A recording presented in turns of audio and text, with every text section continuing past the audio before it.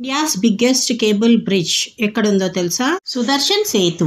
ఈ వంతెన భారతదేశపు అతిపెద్ద పొడవైన కేబుల్ సపోర్ట్ బ్రిడ్జ్. ఫిబ్రవరి 24, 2024 భారత ప్రధానమంత్రి నరేంద్ర మోడీ గారు దీనిని జాతికి అంకితం చేశారు. ఈ ఫుట్పాత్ పై భాగంలో సోలార్ ప్యానెల్ 1 మెగావాట్ల విద్యుత్ ఉత్పత్తి చేస్తాయి. ఈ వంతెన 4 లైన్లు 2 వైపులా 2.50 మీటర్లు వెడల్పు ఫుట్పాత్ ని నిర్మించారు.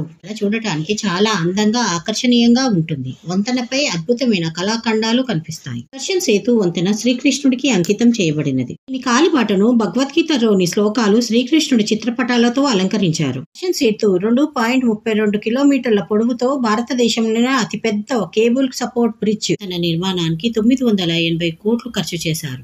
రాష్ట్రంలో ద్వారకా నగరంలోని ఒక భూభాగం నుండి బెట్ ద్వారకా ద్వీపాన్ని కలుపుతుంది. పురాణాల ప్రకారం బెట్ ద్వారకా అనేది శ్రీకృష్ణుడి నివాస స్థలం మరియు ఇది ద్వారకా నగరంలో భాగం.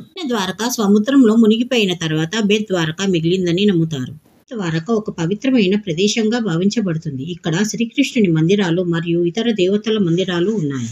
ఇది ఒక ప్రసిద్ధ పర్యాటక ప్రదేశం కూడా. ద్వారకా గుడికి వెళ్లిన వాళ్ళందరూ బెట్ ద్వారకా కూడా దర్శిస్తారు. గతంలో బెట్ ద్వారకాకు చేరుకోవాలంటే ఒక నుండి సముద్ర మార్గంలో పడవలు వేసుకొని వెళ్లాల్సి వచ్చేది. ద్వీప ప్రజలు తమ నిత్యావసరాల కోసం ఓకాకి సముద్ర మార్గంలోనే ప్రయాణం చేసేవాళ్ళు.